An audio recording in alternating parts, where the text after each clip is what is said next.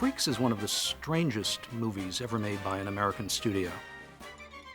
What I see in the movie Freaks was probably one of the most authentic portrayals of a sideshow.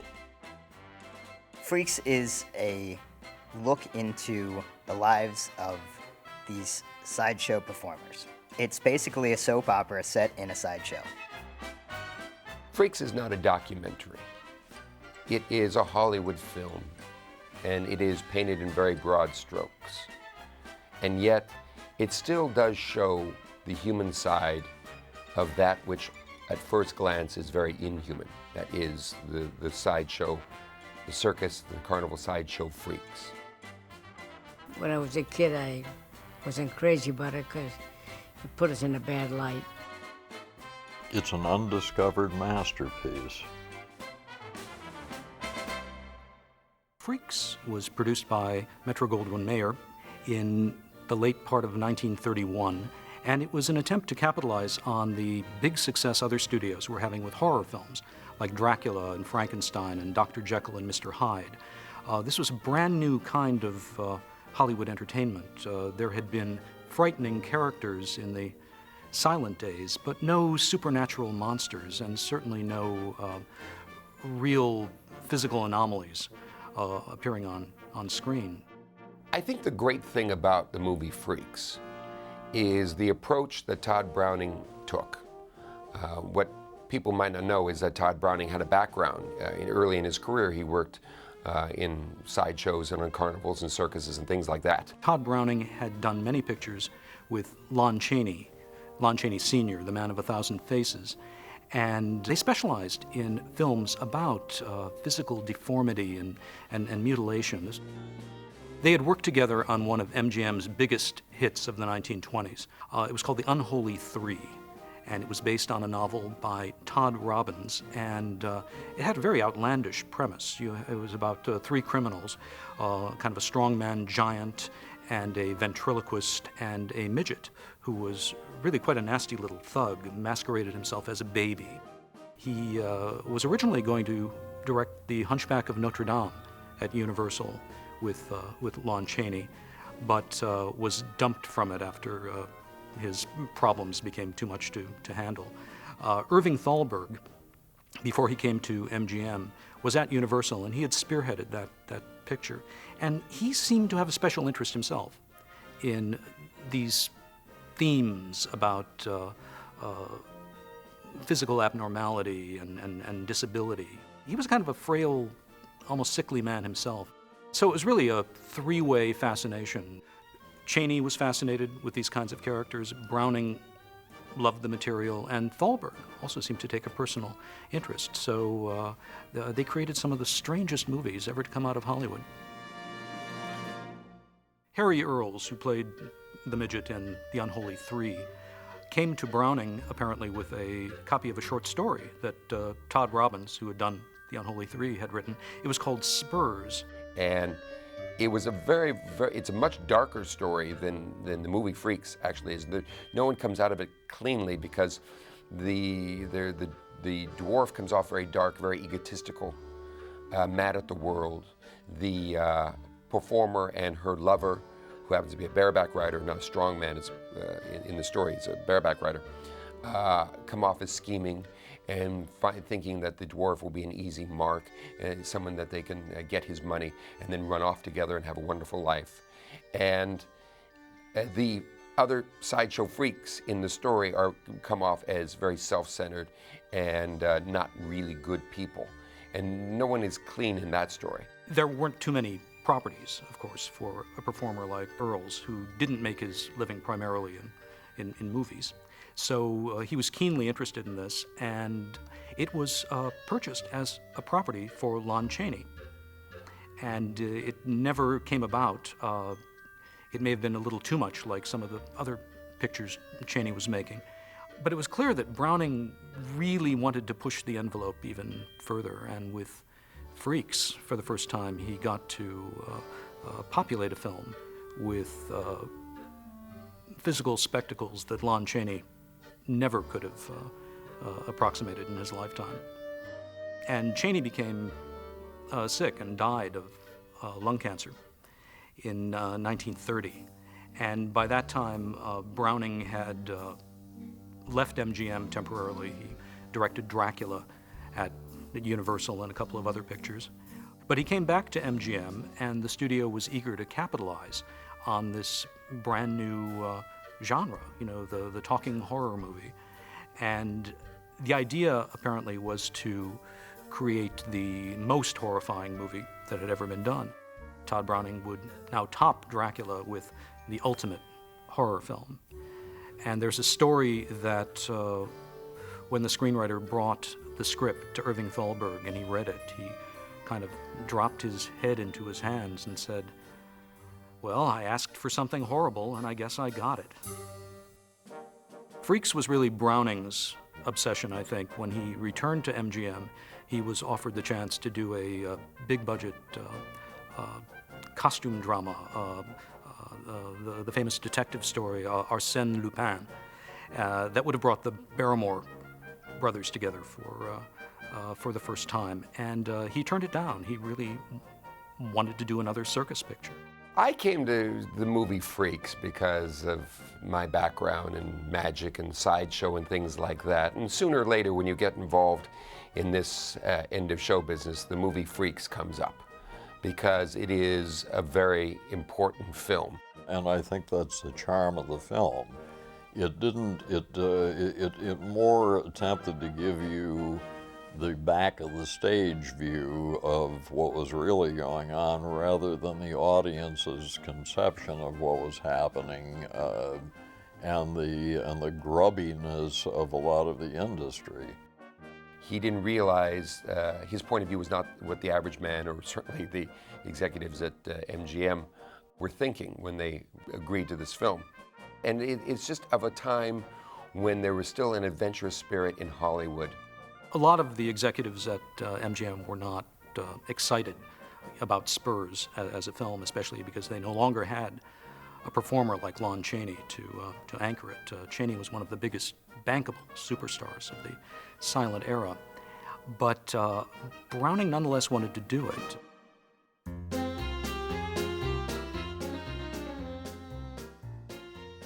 The casting process doesn't seem to have gone really smoothly. Irving Thalberg first wanted Myrna Loy, who was an up-and-coming ingenue who had just been given a contract at MGM to play Cleopatra, the treacherous trapeze artist. And she was absolutely horrified by the script, and in her autobiography, she recounted how she had to beg Thalberg to let her out of the part. Myrna Loy's replacement in Freaks was not another up-and-coming ingenue and not a major star, but rather an actress who was nearing the end of her Hollywood career. Olga Baklanova was a former member of the Moscow Art Theater who did a number of distinguished silent pictures. She was only in her early 30s when she made Freaks, which doesn't sound old today, but in those days, actresses started very, very young. Many of the leading ladies of the 1920s were barely out of their teens. She had starred in a celebrated mutilation melodrama of the 1920s, The Man Who Laughs. And no doubt Todd Browning was aware of her appearance in it and what a powerful impact she had in it. She did seem to match the description that Todd Robbins had given of his circus performer in his original short story. He described a tall, blonde, Amazon-like woman. And it may have been just very shrewd casting on Browning's part to pick her because the physical disparity between Olga Baklanova and Harry Earls was all that more pronounced than if a petite actress had played the part. And of course there was this profound sexual tension there. The idea of these two people involved in an intimate way was a little disturbing, I think. It comes by the finest vineyard of France. And you sent for it specially for me? For the most beautiful woman in all the world. Darling.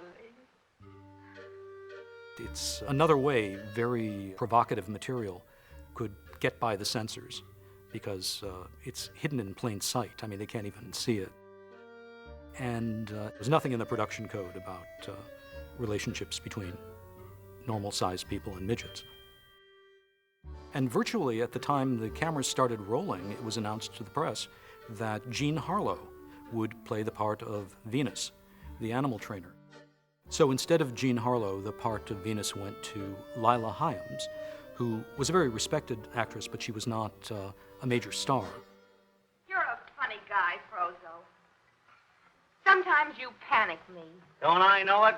I panic the world because I use my noodle. Wallace Ford was probably a natural for the part of Frozo. I mean, it's a very American part and full of wisecracks. He specialized in this kind of character. He often played wisecracking reporters. The role of Hercules was originally intended for Victor McLaglen, and this, of course, would have reunited him with Harry Earls from The Unholy Three. But McLaglen was replaced by Henry Victor, who was an actor who had quite a bit of stage experience. He was from Germany, and he also worked on the stage in London before coming to Hollywood. I'm through wasting my time and money on things like you. Yeah, your time, but my money. Ungrateful little tramp.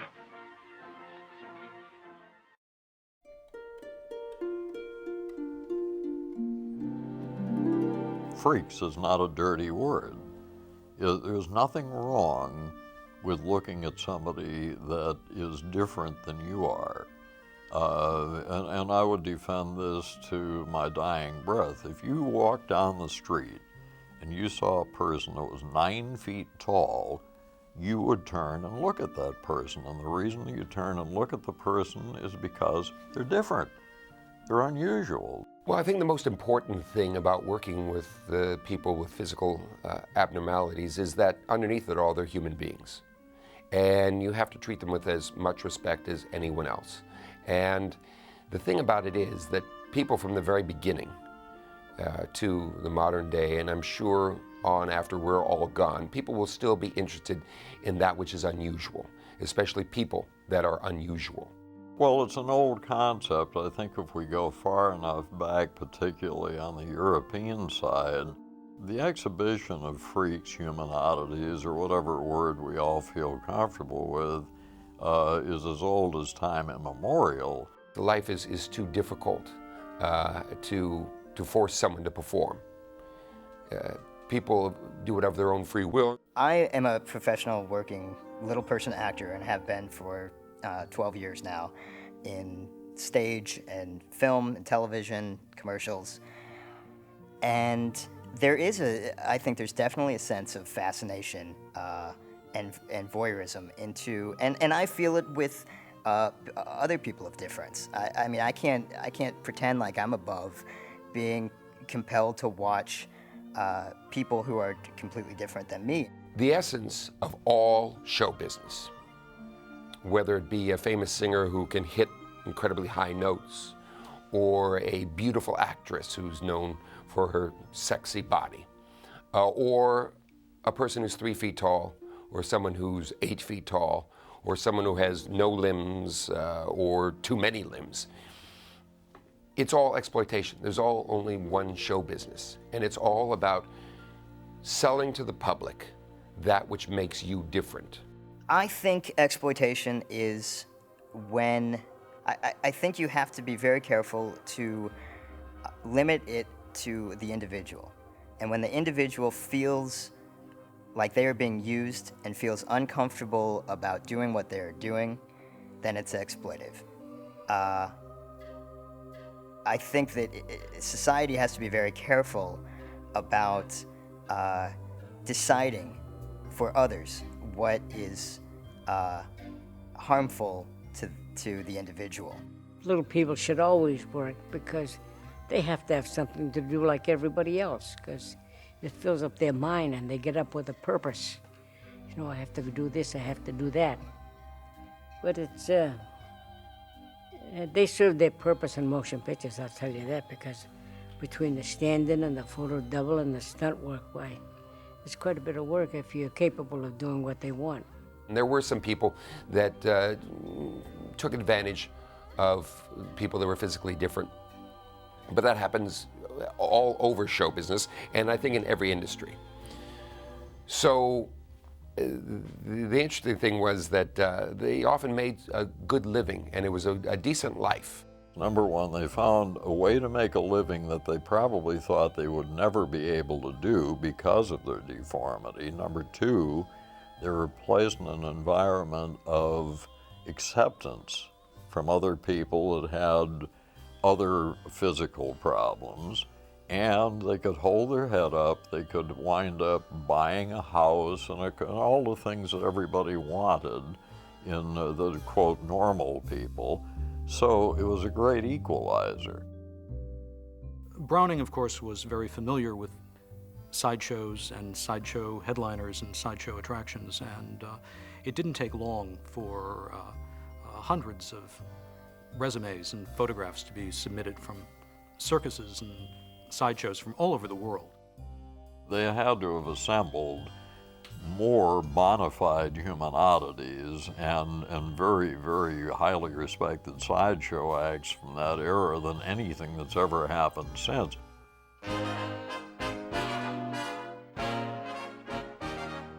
It was a pretty gutsy thing that Todd Browning made two of the leads of the movie, these little people, Harry and Daisy Earl. They weren't relegated to bit players. They did lines, and they were very significant to the storyline. Browning's confidence in them must have been quite unique at that point where he was putting his career on the line, which we all know that he did with the film. She's the most beautiful big woman I have ever seen. Why, hon, how you talk? I should be jealous pretty soon. Ah, don't be silly. Harry Earl's real name was Kurt Schneider, and he was a member of a family of little people. They came from Germany to the United States around the time of World War I, and while working at Coney Island, they were billed as the Dancing Dolls. And the name stuck, and they very frequently appeared as the Doll Family. Harry and Daisy, unbeknownst to many people that thought they were husband and wife, were actually brother and sister. There was Harry, his sister Daisy, Tiny, and Grace. Harry, of course, is probably best known to audiences for his appearance in The Wizard of Oz. He's one of the representatives of the Lollipop Guild, which is one of the most memorable little scenes of the Munchkin Land there. He was the gentleman on my left, and I'm the one in the middle. He was a wonderful little man. He was the star of Freaks, and I didn't know that at the time, but as I knew him, I learned all about him, and he was quite a character, because don't forget, he was a little over 40, and I was 17 or 18. So it was interesting to hear about his career. Of all the doll family, Daisy was the tallest, and she was sometimes billed as the midget Mae West. The dolls lived together in Hollywood, and to make their lives more comfortable, they furnished their home with child-sized furniture and other custom-made trappings that were appropriate for their size.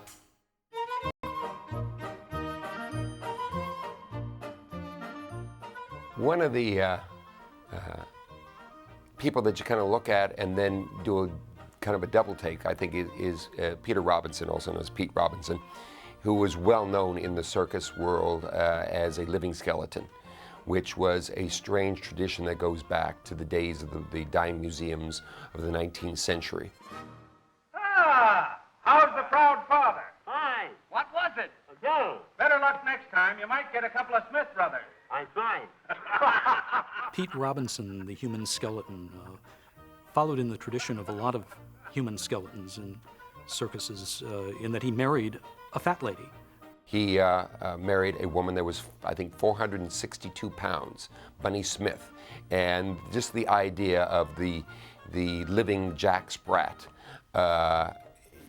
is, you know, just this wonderful image that people found very entertaining.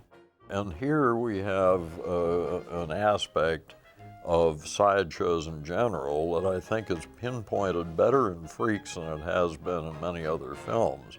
It's like communal living. That there was a sense of community and relying upon each other. The Freaks often married each other. Peter Robinson and many others like him, Percy Pape, happened to be on the Ringling Sideshow when I was there, but presented the same way, usually working in tight-fitting leotards and a top hat. And from what I understand, he was also really liked, he was a very political man. He had very strong convictions on things, and that's where you would get in these lengthy discussions with anyone who would listen about, politics.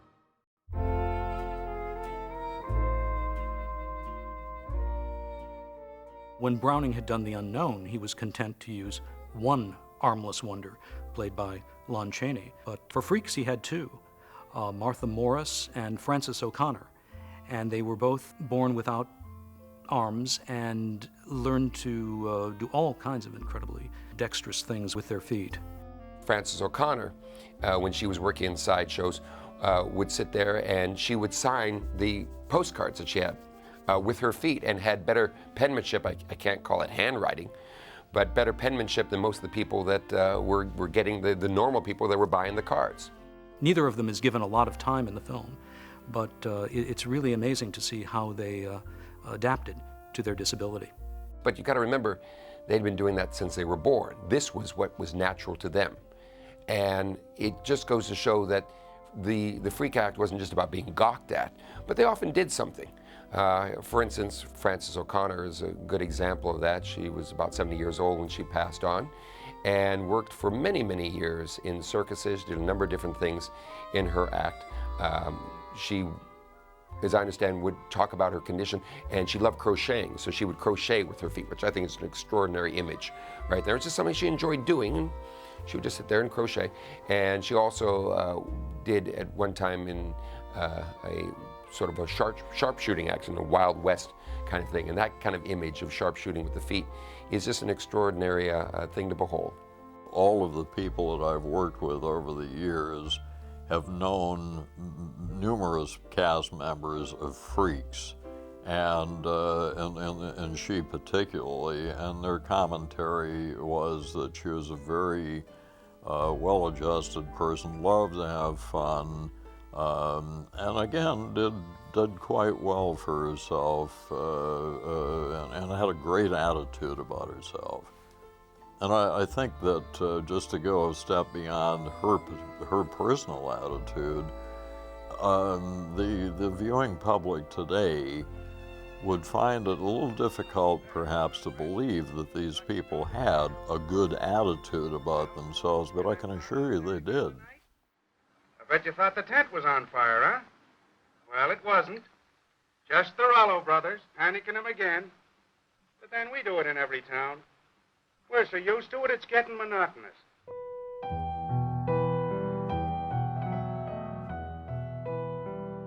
Going back to the 19th century, people who were born with very small craniums, they're called pinheads in the film.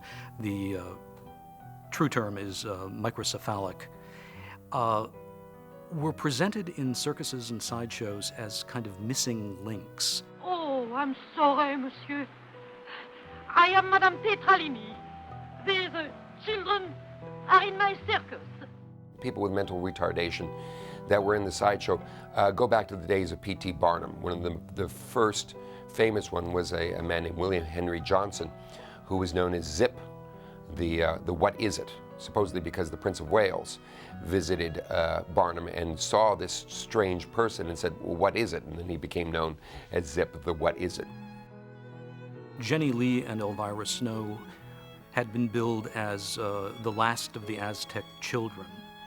And this really goes back to the 19th century when the public was kind of being rocked by the revelations of Darwinian theory.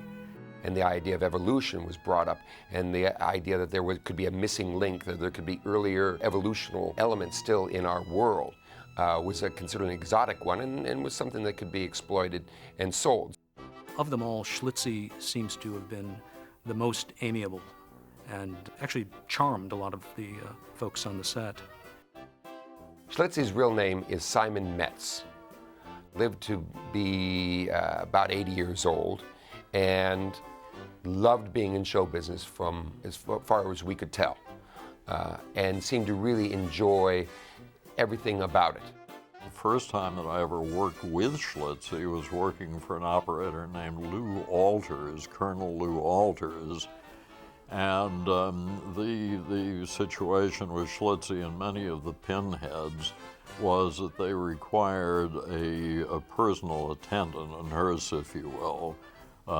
Some of them had incontinence problems and so forth.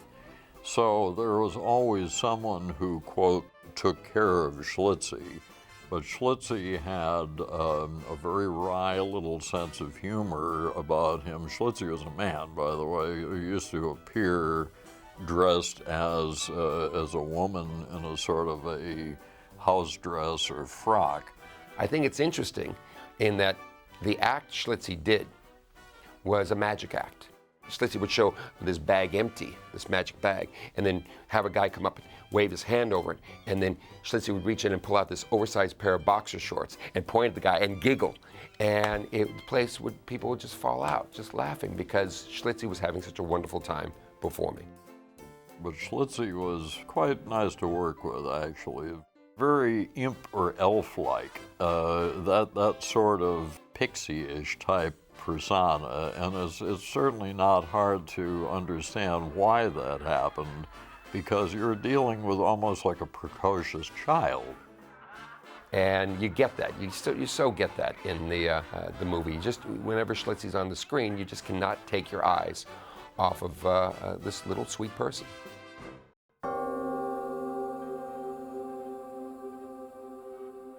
There are a couple of unforgettable people in the film. Prince Randian certainly is one of those people. Even more remarkable than the armless women was Prince Randian, who had neither arms or legs, and yet had a long and very successful career as a sideshow attraction. People born without arms or legs were actually rather common in sideshows and circuses, and were variously referred to in their publicity as living torsos, human caterpillars, human worms. Let me tell you something that everybody around here don't know. We're only killing time with this circus. We've got bigger time to follow, and we can do it too. Well, catch a rack tomorrow night. We got something new. Now you can do anything with eyebrow? When you see him do that little bit of his performance, which unfortunately in the film is cut a little bit short, all you see him is with a cigarette in his mouth, and he does the remarkable thing of taking out the match and lighting it and lighting the cigarette. He also rolled that cigarette.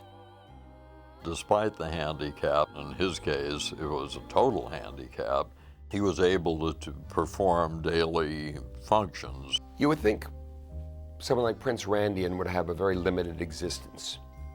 And yet you look at the statistics, that he lived to be 63 years old, and his sort of helper, handler, assistant was his son. Says something right there. He was married. He had a family. His son was often there to carry him around the sets.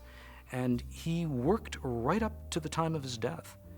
A couple of years after the film, he was performing in a freak show on Times Square, and finished a performance and went back to his dressing room and died.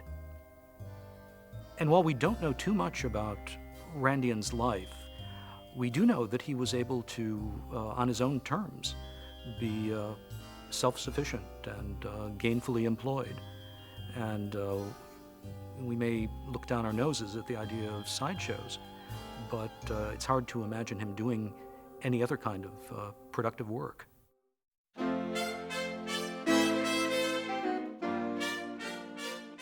Of all the sideshow performers, the ones we know the most about, because their lives were so well documented, are Daisy and Violet Hilton, the Siamese twins.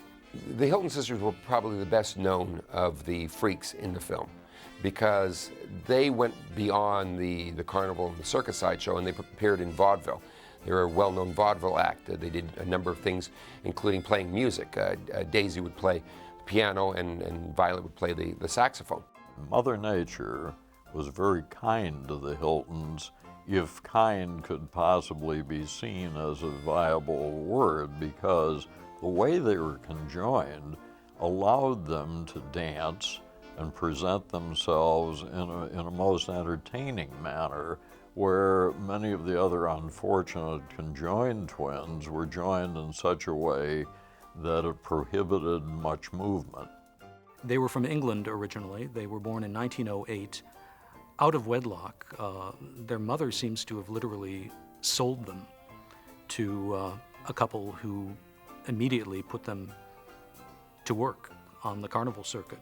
They traveled the world with circuses and carnivals, starting at the age of 3.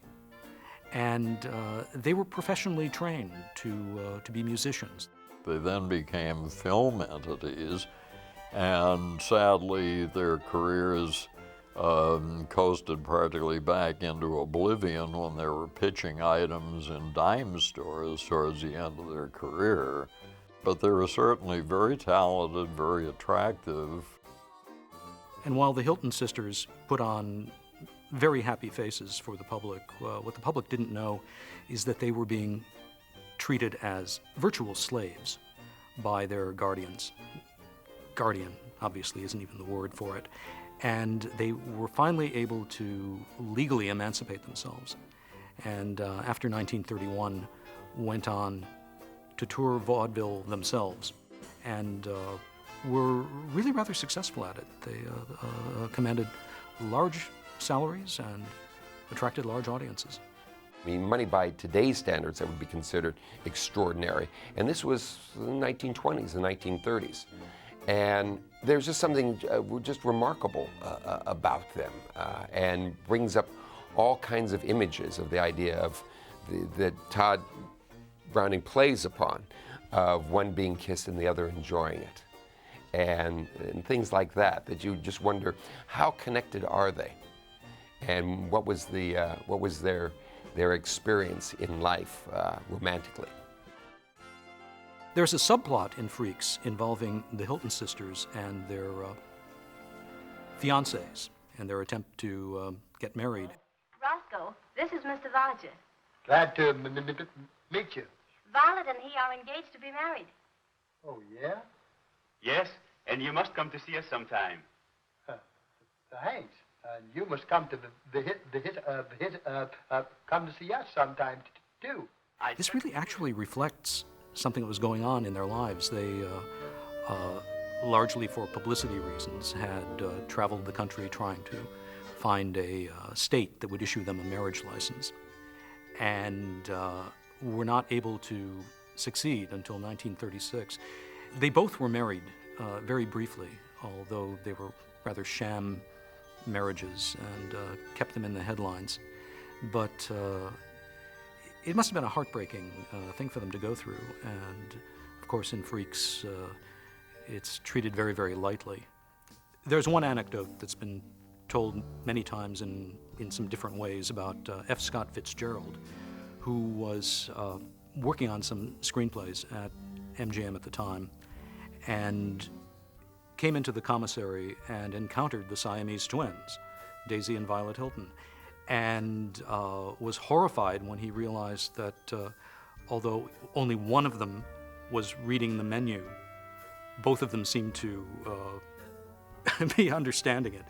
And he apparently rushed from the commissary, sick to his stomach. We don't know if that really happened or not, but we do know that in one of his short stories called Crazy Sundays, he does make a reference to a studio that's shooting a circus picture with sideshow people.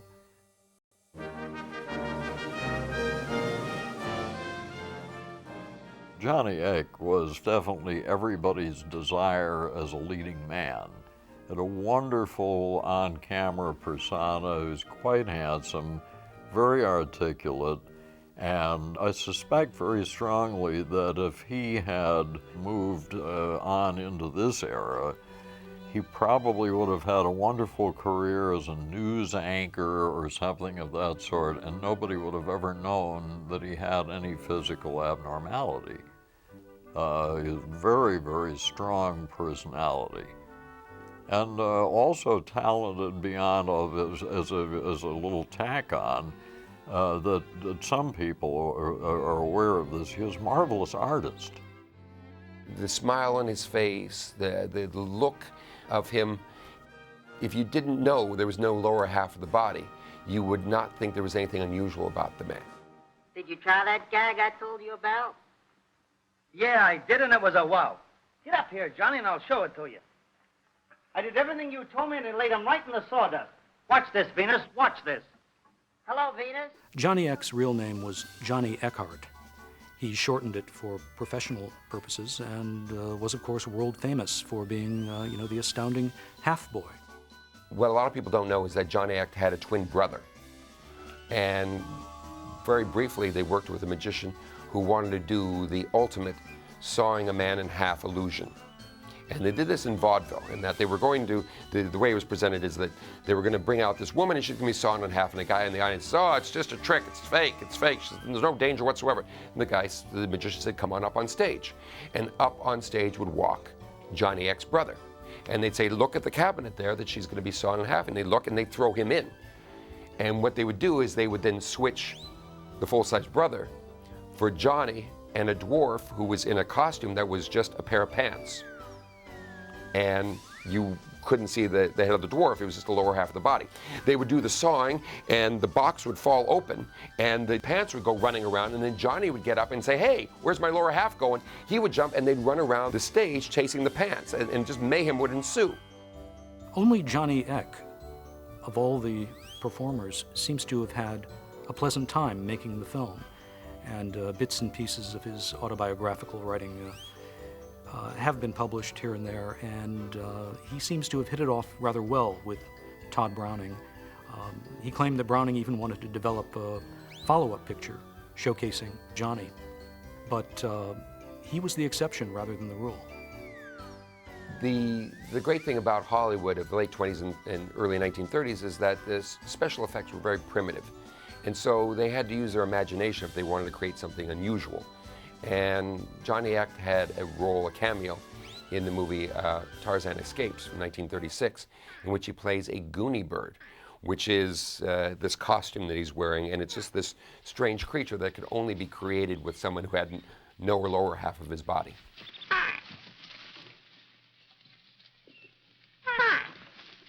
Captain Fry!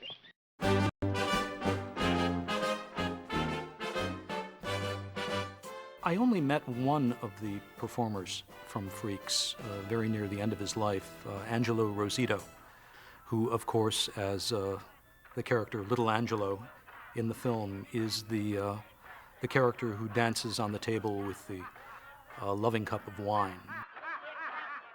He, like Johnny Eck, became the left-handed darlings of the film industry because producers saw in his ability to deliver lines and such that he was not just limited to his physical deformity.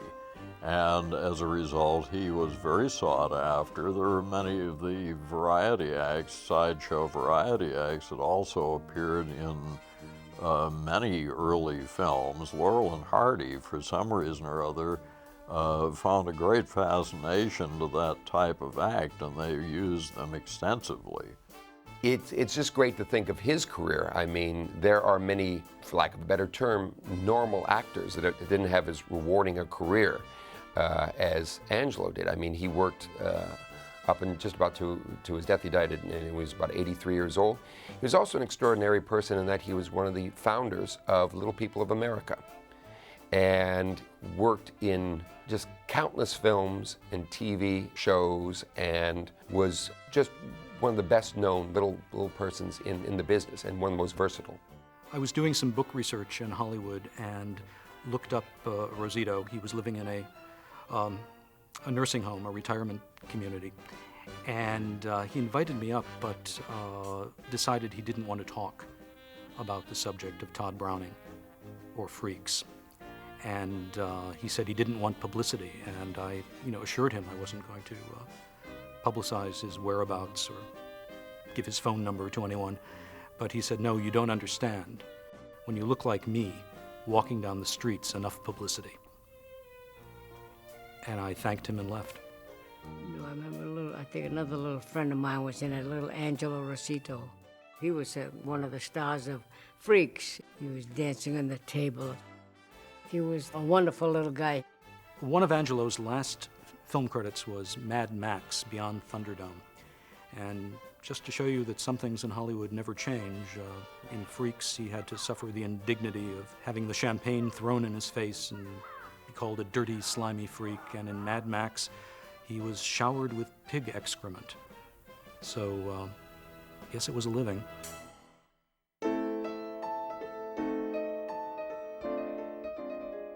We don't know too much about Cuckoo the Bird Girl. She's one of those characters that everyone in the world of sideshow knows of her. She suffered from a bone disorder and severe vision problems. She was sometimes billed as the blind girl from Mars, and sometimes the bird girl from Mars, or simply the bird girl.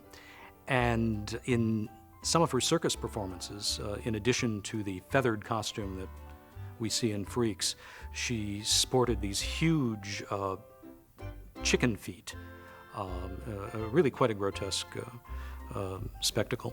There are photos of her working in Ringling Brothers in the 1920s with Schlitzie, and also another microcephalic, Zip, who worked for Barnum.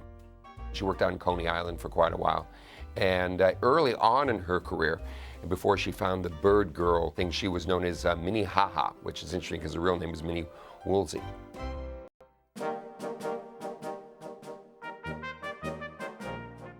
There are a lot of bird people in this film. Cleopatra is the peacock of the air, and then she's the human duck at the end. We have the bird girl from Mars, and we also have Elizabeth Green, who was sometimes billed as the stork woman or the bird girl. And she apparently was a physically normal woman who just had this goblin-like appearance, very sharp features, and parlayed this into a career in sideshows. She was really not a freak or a human oddity. She was manufactured. She was just a rather peculiar looking person that one of the sideshow operators decided that he would just embellish her peculiarity and put her in leotards and put a feather on her head. But she, as far as a physical deformity, she was just a little odd. Many of the people who worked in sideshows had nothing physically wrong with them. The term that's used for somebody who creates a freak out of themselves is a gaffed freak. She looked like a stork. She was just a strange-looking woman that was apparently that was enough for a career, just to accentuate the whole kind of bird-like quality. Now, I got to tell you, sometimes these people that were not as strange as the others would be used as ballet attractions. And the ballet is that little sales pitch that's done out in front by the outside talker. That's the guy who stands out in front and entices you to buy a ticket. Don't call him a barker. The correct term is outside talker. And they sometimes would have someone like that saying, if you think this is unusual, just wait till you see what's on the inside. So it would give people a little taste, a little show to entice them to buy a ticket and come in and see the show. So it's very possible that she was a ballet attraction.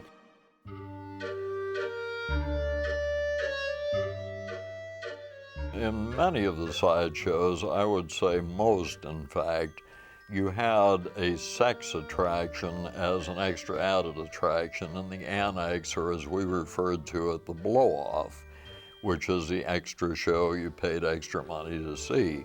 And almost invariably, these people were presented as true hermaphrodites, possessing both the male and female sex on one body. Now, the truth is that there are very few in medical history true hermaphrodites. Josephine Joseph was a classic hermaphrodite. Today, the term intersexed person is much preferred. This act is fascinating in that what lengths people would go to be in show business. Because often, and if you take a good look at Josephine Joseph, a good example, and there were dozens and dozens and maybe hundreds of performers like this. Now, obviously, there were limits to how graphically a hermaphrodite could be presented to the public. And so it was a common convention among these performers to adopt the half and half costume, female on one side, male on the other. But it's a wonderful presentation. And the lengths they would go to is they would often do exercise with free weights to build up the musculature on one side, which often was dressed in sort of a Tarzan loincloth kind of thing, and then would cover up the other side when they'd sit out and tan this side. So this would be very pale and kind of flabby, and would kind of push it up so they have a little bit of cleavage on this side and dress in a little frilly dress. And it's a strange tradition. I don't know where it came from, but it's just a wonderfully glorious fraud. Nice to a lot of mangy freaks. Aha! Just as they are represented on the banners, you will see them on the inside. Living, breathing monstrosities. Josephine Joseph, half woman, half man. Have a cigar, Joseph. You dropped your lipstick, Josephine. Don't get her sore or he'll bust you in the nose. A good portion of the people that we're talking about were actually very good female impersonators that did a very convincing job of convincing the mostly male attending audience in the annex that they were indeed part woman, part man.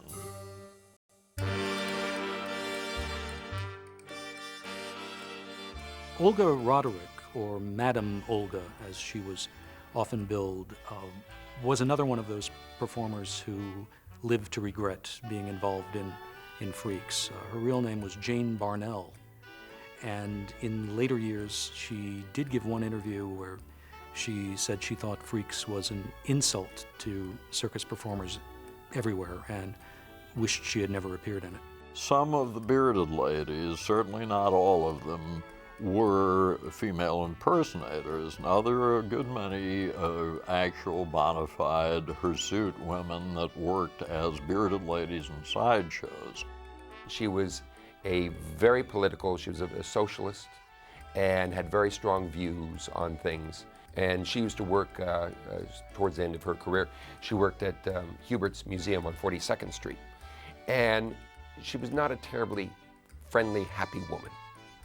And of all the people that worked on this movie, she was the most vocal in her dislike of the whole thing.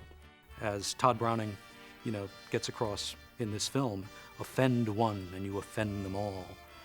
But in the case of making Freaks, Browning found that they all had their own very strong individual egos and personalities and agendas.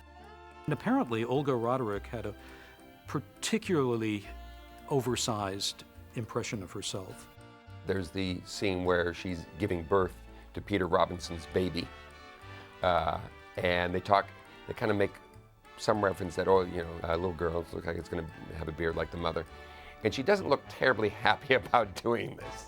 Oh, gee. Ain't it cute?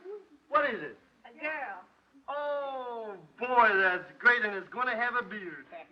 I don't know if it just comes with the territory of women with beards. It's certainly not the one that I work with, Jennifer Miller.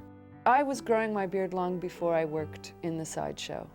And so I always had this image of the bearded lady as kind of, this little icon sitting on my shoulder, battling with me and how I was seen in the world. So when the opportunity came to, when I was sort of invited, enticed to come work in the sideshow, I wanted to give it a try. I wanted to meet this person, this image, this history that I'd been in dialogue with, sort of face to face, the image of this. So I went in and gave it a try, and it was certainly very interesting to be letting myself be called a bearded lady or a woman with a beard. I am okay with the concept that Lady Olga worked in the sideshow. Sure, I mean, certainly she, first of all, lived in a very different time. And I feel a sisterhood with her as well. I mean, she might have been on some level making the same choice I was. The world seems to be treating me well these days. Of course, it's a big world. And so there are, you know, how many encounters in a day in the world are there for me to relate to you? It's still upsetting to some people, this confusion, this gender confusion, which brings up, why am I making this choice? I mean, people ultimately understand this is a choice, right? I mean, you know, they know there are ways to get rid of hair. And so they're wondering, why am I doing that? What's the challenge, and who am I?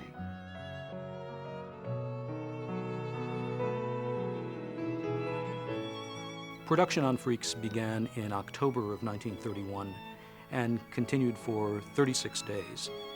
And to economize and perhaps to make the studio feel a little better about the kind of film they were doing, and it wasn't going to cost them a huge fortune, recycled some of the sets.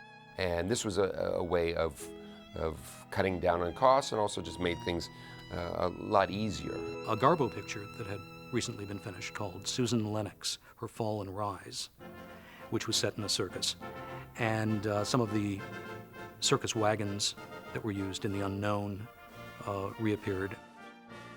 Browning seems to have had a number of problems during the production of Freaks, a lot of interference of one sort or another.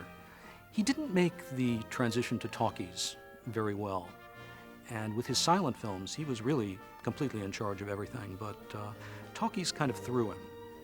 He wasn't comfortable, I don't think, directing dialogue. Sound had come in just a few years before, and the code was coming in that put restrictions on what could be seen. And it was this wonderful moment when almost anything would go, and there was still this desire to see how far you could go with a film. And Todd Browning took it in a direction that no one else had ever done. His background was not, you know, the legitimate theater. It was vaudeville and slapstick comedy and that sort of thing. And during the silent era, he was able just to keep up a steady stream of instructions to his performers. And he was involved in all aspects of his films. He developed the stories. He was deeply involved in the editing. These people were taken out of their natural habitat and brought out to Hollywood.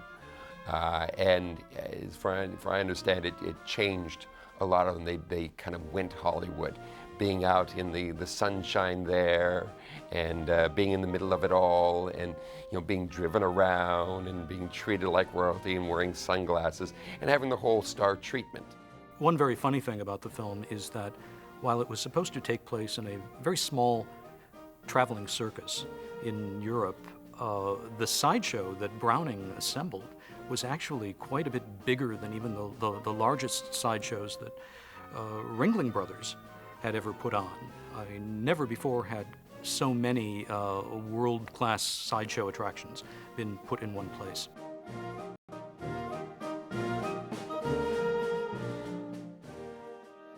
The film was both previewed and premiered in San Diego in January 1932, and there are a number of stories, and we don't really know if they're true or not. But the most famous one is that a woman ran screaming up the aisles during the film, and it could have been a publicity stunt. We really don't know. I sometimes wonder what was going through Todd Browning's mind when the film was completed and it was shown to a preview audience, and they were horrified by it. They didn't get it. People were so shocked by what they saw, they actually got up and went, fleeing from the theater, fleeing for their lives, because supposedly the story goes that one woman was so shocked by what she saw on the screen, she had a miscarriage and ended up suing. It sounds like a publicity stunt, but who knows? It's a pretty horrific one if it was all set up. The country was going through a very, very difficult period in the early Depression, and then as now, people are always looking for scapegoats. Hollywood was a convenient scapegoat for a lot of civic groups and religious groups and women's groups, and there was a growing backlash against the kinds of pictures Hollywood was putting out.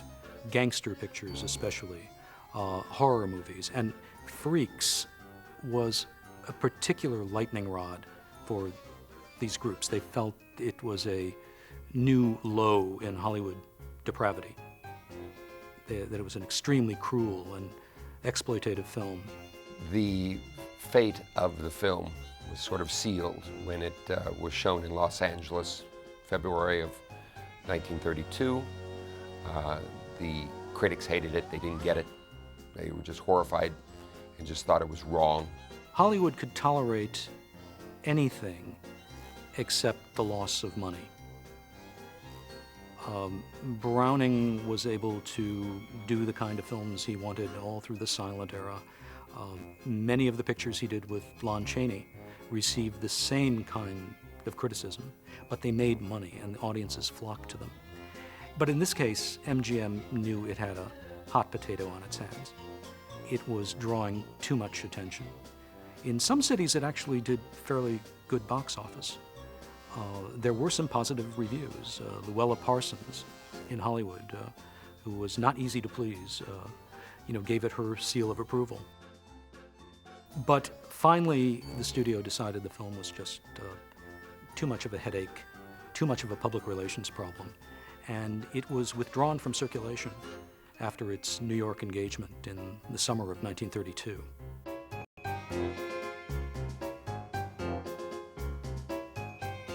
Freaks was banned in parts of the world for over 3 decades. And it wasn't until the 1960s that a new generation rediscovered it in a very, very different context than its original release. It was rediscovered by the art house circuit, and especially by the counterculture. The real resurrection of the film, more than just a revival, but truly bring it back to life, happened in the 1960s. And it's not surprising because, well, of the social climate. People were looking, after spending a decade of the 1950s, and that this was how you lived, to all of a sudden a decade of, well, why do we have to live like that? And as the Vietnam situation was heating up, the counterculture embraced the idea of transgression, of freakishness. The word freak took on a whole new meaning. And it was very, very popular on college campuses and at midnight movie screenings. It was also kind of rehabilitated and has continued to be so until this day. And I think it's a point that can be argued. And today, through the distorting lens of political correctness, many people feel that Freaks is a profoundly compassionate film. Why do we have to feel bad about ourselves if we're outside the norm? And you know, we're gonna call ourselves freaks. We're gonna freak out, we're gonna have a freak in. We're gonna be freaky. And with that embracing of the word, well, sooner or later, the idea that there's this movie out there that embraces the idea of being different and celebrates it would come back to life, and it happened at the Venice Film Festival. And it is that culture of the 1960s that caused Freaks really to come back into the mainstream again. After Freaks, Todd Browning's career went steadily downhill at MGM. There were a lot of reasons for this. It wasn't just Freaks. He still was uncomfortable with the techniques of talkies. And of course, he had violated one of the central codes of the carnival. On a bigger scale of things, it's a pretty gutsy film in that Todd Browning rolled the dice, and as we know, looking back on it, the numbers didn't come up for him. It basically put an end to his career because it was too adventurous. He liked to boast that his salary was larger than that of the President of the United States. And he was able to retire on his living to a house in Beverly Hills and a beach house in Malibu. And there is finally where he moved and spent the rest of his life. But he never gave an interview. He never gave a retrospective interview, and took a lot of his secrets to the grave.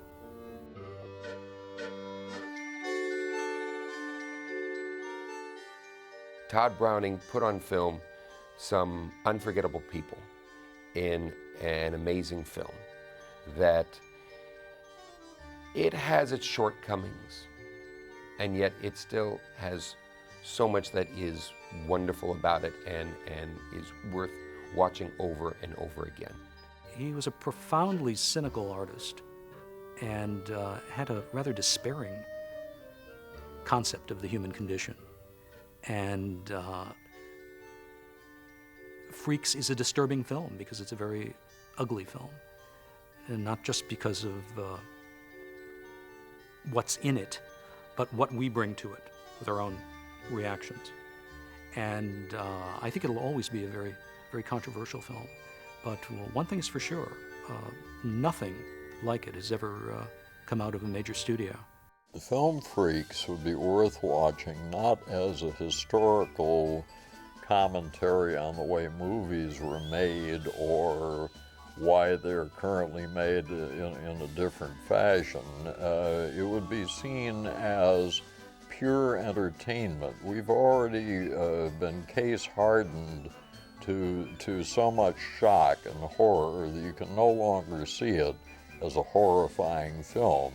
Now you're going to pay attention to the odd juxtaposition of attitudes and jealousy. You're going to see it, in short, as a story.